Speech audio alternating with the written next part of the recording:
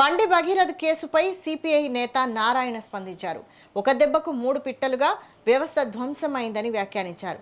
తన పేరు ప్రస్తావించకూడదని భగీరథ్ చెప్పారని, మరోవైపేమో పోలీసులు తామే అరెస్టు చేశామని చెబుతున్నారని, ఇంకోవైపు భగీరథ్ తండ్రేమో తానే తన కుమారుడిని అప్పగించానని చెబుతున్నారని అన్నారు.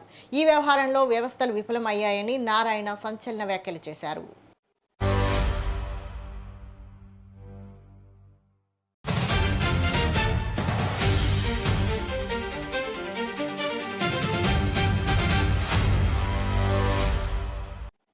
బండి భగీరథ్ యువకుడు, ఇంకా ఇంజనీరింగ్ కాలేజీ కూడా పూర్తి చేసుకోలేదు.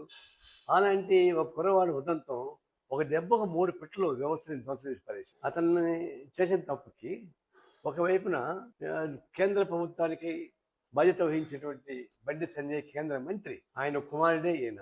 అయితే బండి సంజయ్ పేరు ఎత్తబాకండి మీరు అని చెప్పేసి కోర్టు ఆదేశించింది. మరోవైపున బండి సంజయ్ కొడుకుని మేము అరెస్ట్ చేసాము అని చెప్పేసి పోలీసులు చెప్పుకుంటున్నారు. ఎక్కడ అరెస్ట్ చేశారో చర్లపల్లి చెప్తా ఉన్నారు. మూడోది, బండి సంజయ్ గారి నేనే నా కొడుకుని పంపించాను పోలీస్ స్టేషన్కి అని చెప్తా ఉన్నారు. అంటే ఆయన పంపించేంత వరకు పోలీసు ఆయన అరెస్ట్ చేయలేదు. దీన్ని బట్టి పోలీస్ వ్యవస్థ ప్రశ్నార్థకమైంది. బండి సంజయ్ లాంటి కేంద్ర మంత్రి కేంద్ర ప్రభుత్వం ముద్దాయిగా మారిపోయింది. ఈ కోర్టు సైతం దీనిలో అసమర్థంగా ప్రయత్నం. దీన్ని బట్టి ఒక ఉదంతం ముగ్గురు. ఇప్పుడు ఒక సంఘటన జరిగిన తర్వాత పోక్సో కేసు పెట్టారు. పెట్టినప్పుడు అరెస్ట్ అయిన ఉంటే ఇది గొడవ ఉండేది కాదు.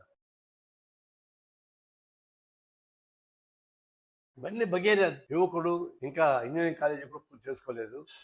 అలాంటి ఒక కుర్రవాడు ఉదంతం ఒక దెబ్బకు 3 పిట్టలు వ్యవస్థని ధ్వంసం చేసి పడేసి అతన్ని చేసిన తప్పుకి ఒకవైపున కేంద్ర ప్రభుత్వానికి బాధ్యత వహించేటువంటి బండి సంజయ్ కేంద్ర మంత్రి, ఆయన కుమారుడే ఈయన.